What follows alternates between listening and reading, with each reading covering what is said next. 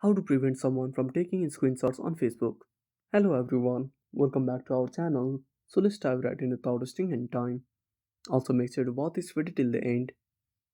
So first of all, open a Facebook on a device. Before starting the tutorial, go to your profile, then tap on three dots.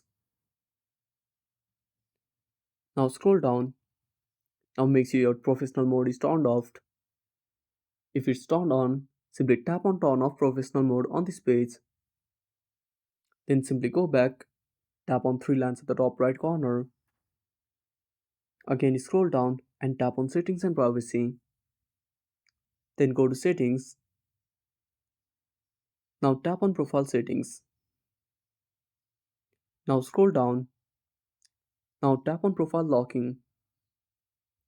Now tap on lock your profile.